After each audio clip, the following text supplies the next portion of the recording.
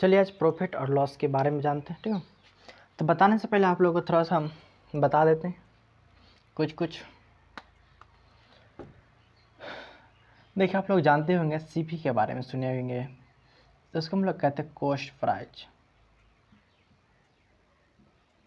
Prize, ठीक है। SP के बारे में सुने होंगे, इसे कहते हैं सेलिंग प्राइज, ठीक है। प्रॉफिट तो सुने ही होंगे आप लोग, प्रॉफिट परसेंटेज तो प्रॉफिट ही ना सुने होंगे। तो प्रॉफिट का हिंदी होता है लाभ और लॉस का हिंदी होता है आपका हानि। इसका होता है क्रय मूल्य, इसका होता है विक्रय मूल्य,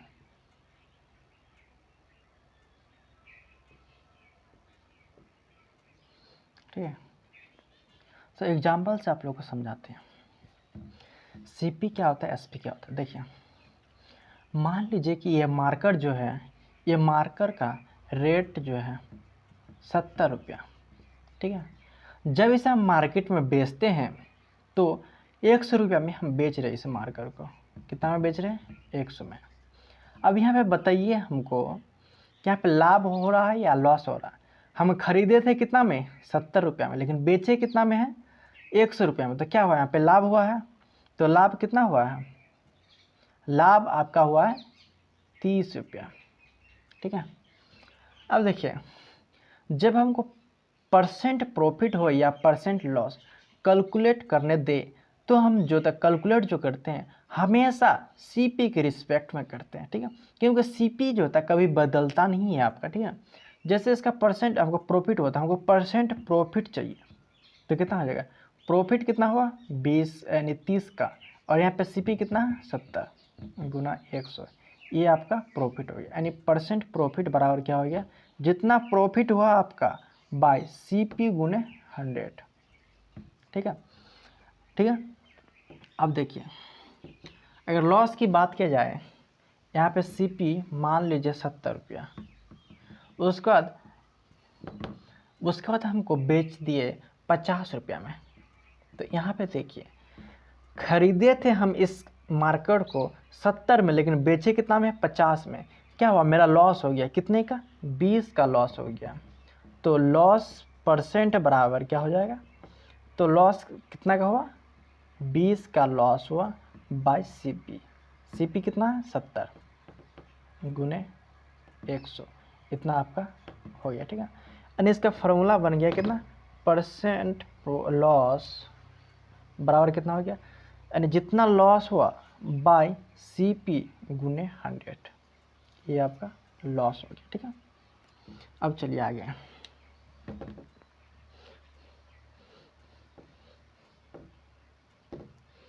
अब हम छोटा छोटा सवाल लेके बताते हैं।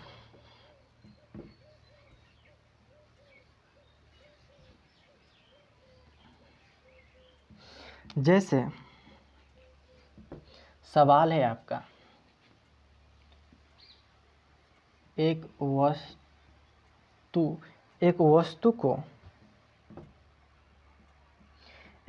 को 630 में बेचता और लाभ जो है 12.5% का कमाता है,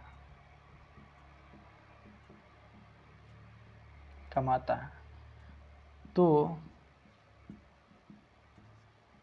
वस्तु का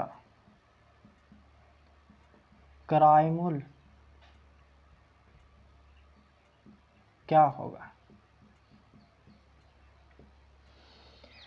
देखिए, बहुत ही आसान सवाल है, बेसिक से उठा रहे हैं, ठीक है। तो देखिए, हम थोड़ा बता देते हैं। 25% का फ्रैक्शन वैल्यू कितना होता है? 1/4, ठीक है। अगर इसको हम आधा करेंगे तो सारा 12% कितना आ जाएगा? इसको आधा करेंगे तो कितना आ जाएगा? तो इसको 1/4 और इसको आधा करेंगे तो 1/8, ठीक है। इसी तरह अगर हम इसको 3 गुना करते हैं, बढ़ देते 37.5%, तो इसको हम क्या कहें? 3 से मल्टीप्लीकेशन करते 3/8।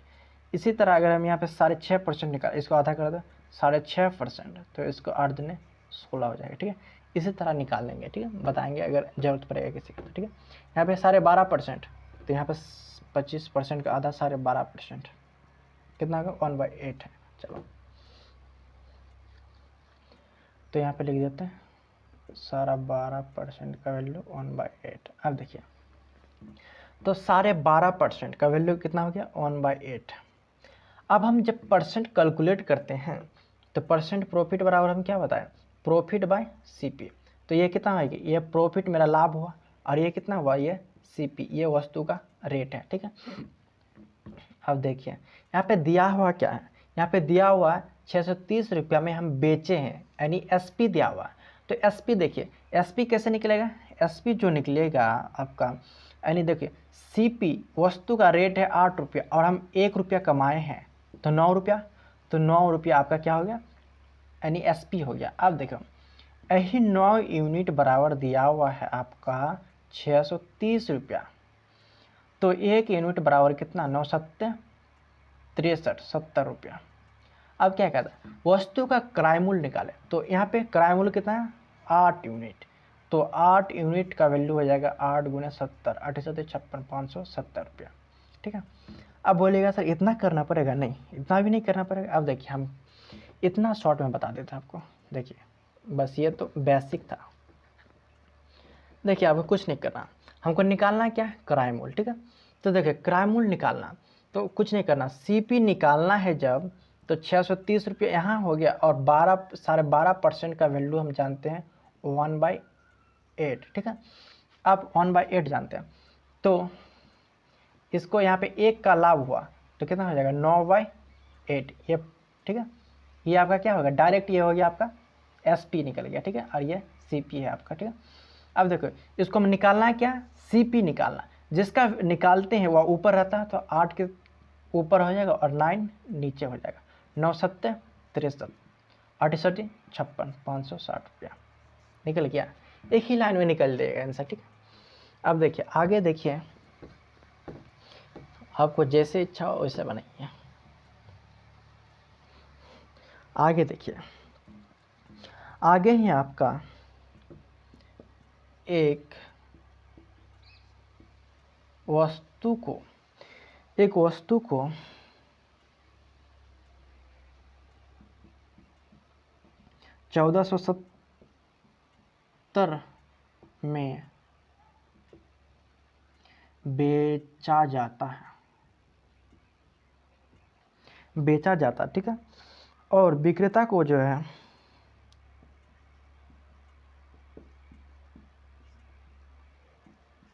विक्रेता को 16 से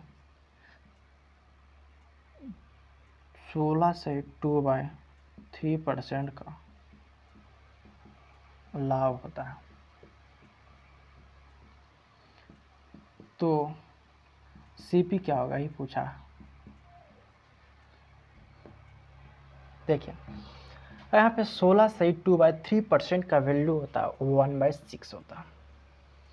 अब बोले कैसे सर, देखिए जब 1/6 को निकालेंगे तो कितना 100/6 होगा, उसको कटाएंगे 16 से 2/3%, या तो इस तरह गुना करते कितना 16 48 48 2 50/3, फिर इसको कटाएंगे तो इतना आ जाएगा 16 से 2/3%, ठीक। आपको तो 1 से 20 तक का फ्रैक्शन वैल्यू परसेंट में याद रखना ही पड़ेगा, ठीक है। आजकल फ्रैक्शन वैल्यू बहुत ही ज़्यादा यूज होने लगा है। तो देखिए तो 16 सही 2/3% का वैल्यू 1/6 होता है। यहाँ पे क्या बोला, लाभ होता है, लाभ होता है। और लाभ परसेंट कैलकुलेट जो करते हैं हम क्या, प्रॉफिट अपॉन सीपी, ये आपका प्रॉफिट हो गया, ये सीपी हो गया।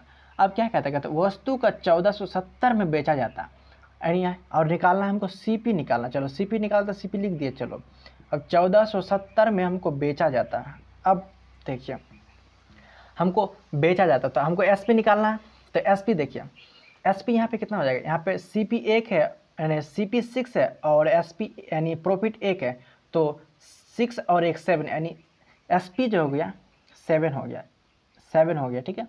उसका बाद हमको निकालना जिसका मान उसको ऊपर रखना, सीपी का मान निकालना, तो सीपी कितना हो जाएगा 6 हो गया, और यहाँ पे 7 हो जाएगा एसपी, कटा दो 7 से 14 1 0 कितना हो जाएगा?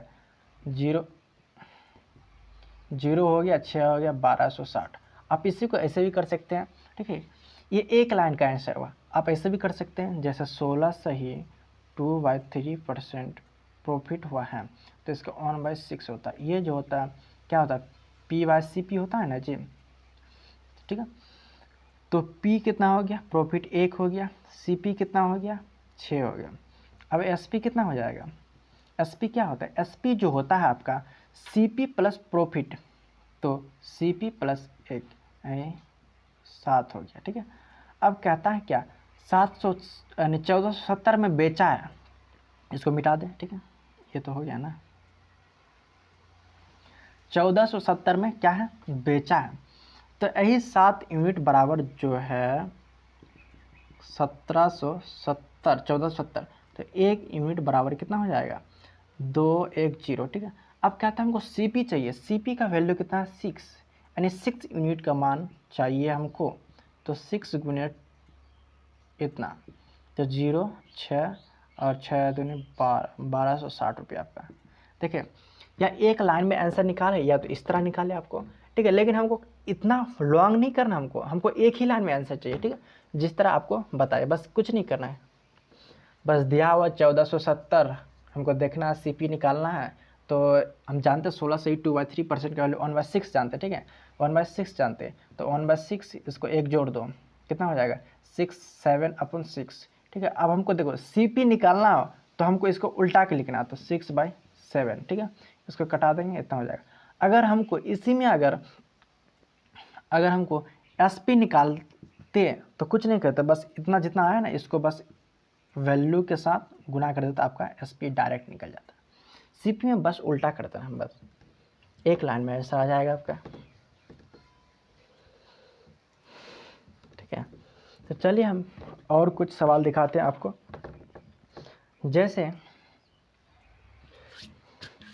जैसा आपको सवाल दिखाते हैं,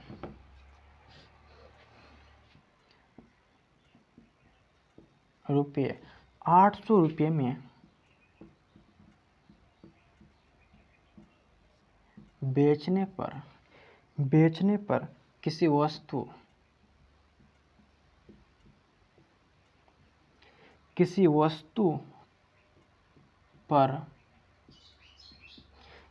पर हुआ लाभ उसी वस्तु को 275 में बेचते हैं, 275 में बेचने पर हुई हानि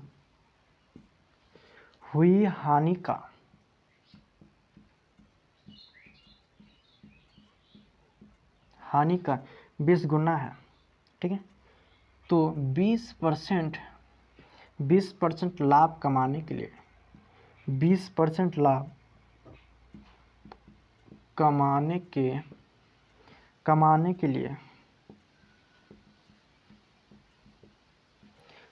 के लिए वस्तु का बिक्री मूल्य ज्ञात कीजिए। बिक्री मूल्य ज्ञात कीजिए, या क्या होगा? बिक्री मूल्य क्या होगा? देखिए, क्वेश्चन बहुत ज़बरदस्त है। कहता 800 रुपये में बेचने पर किसी वस्तु पर हुआ लाभ, ठीक है। उसी वस्तु को, मतलब कोई वस्तु है आपका, ठीक है, इसको 800 रुपये में बेचे हम, ठीक है। उसके बाद इसमें कुछ लाभ हुआ, ठीक है। उसी वस्तु को जब 275 में बेचते, हैं, तो जो हुआ हानि, जो इसमें जो हानि हुआ, यह हानि का ये प्रॉफिट जो था 20 गुने है।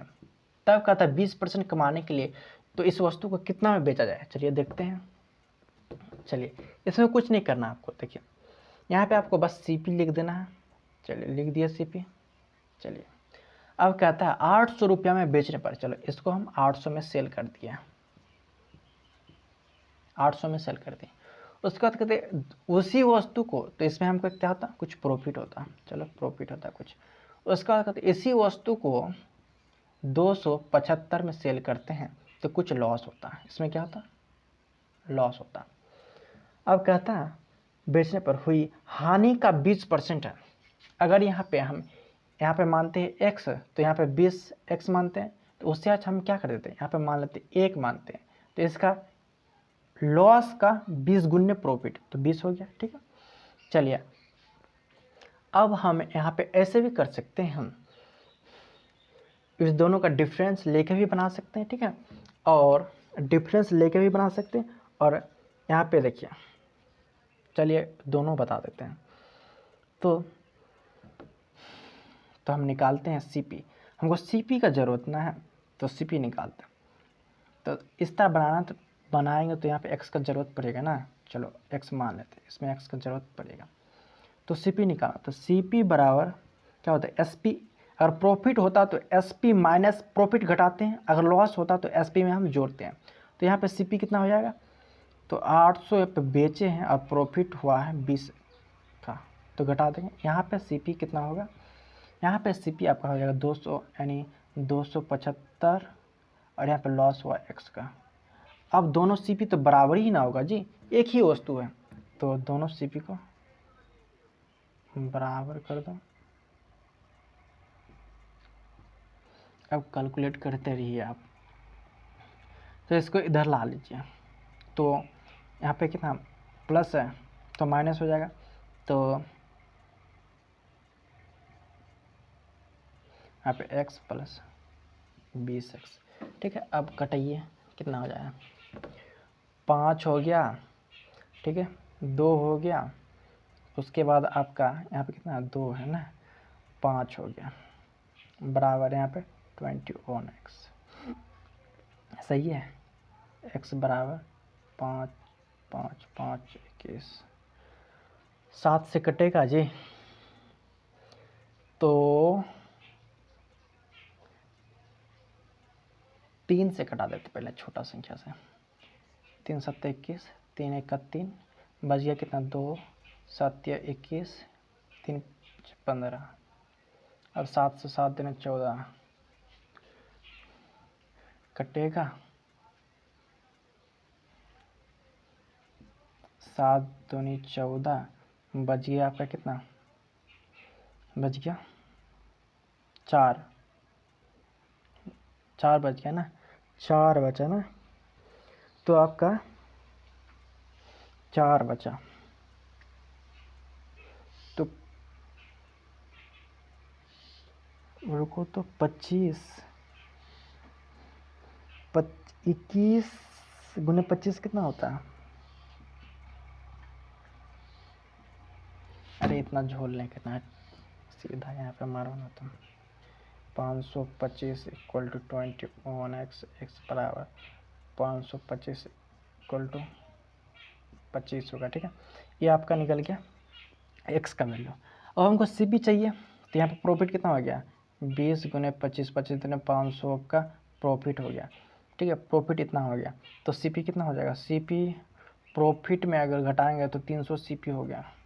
अब हमको नया एस पी निकालना, उसमें भी हमको नया एस पी निकालना, नया एस पी, उसमें भी हमको पता है 300 आपका सी पी निकला, इसमें हमको कमाना है कितना का, 20%, यानी 120 अपन 100, 0 से 0 खत्म, 12 36 360 रुपया।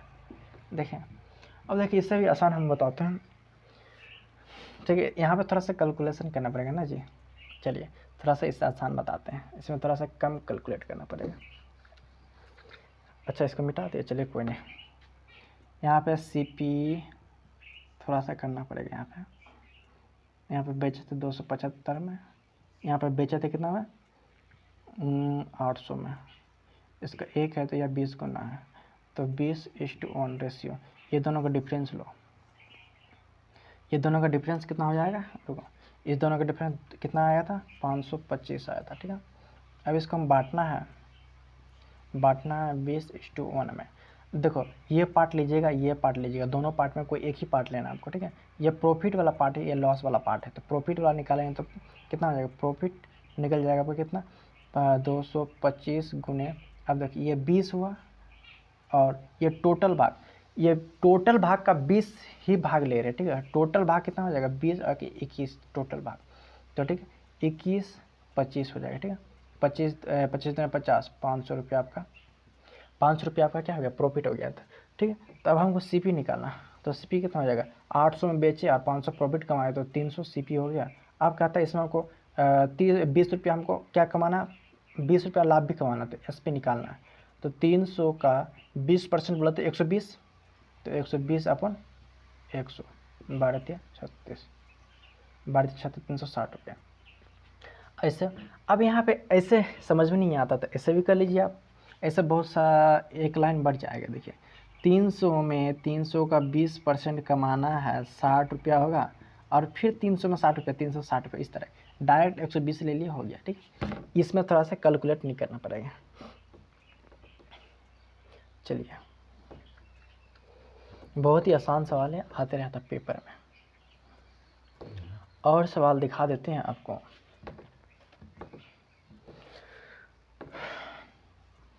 देखिए सवाल कहते एक दुकानदार जो होता है,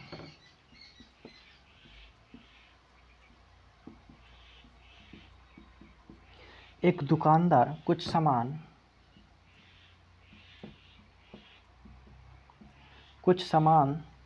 3% हानि पर बेचता है,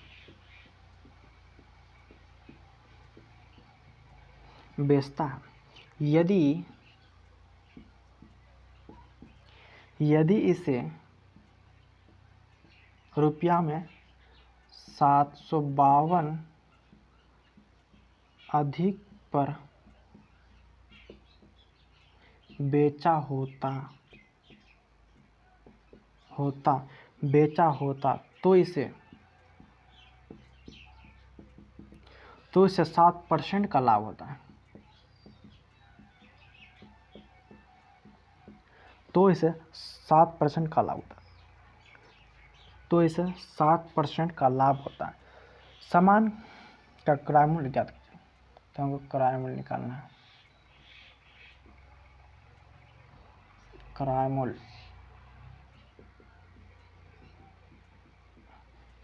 अब देखिए कंपैरिजन से बनाना है इसको, हमको कंपैरिजन सीखना है, ठीक है।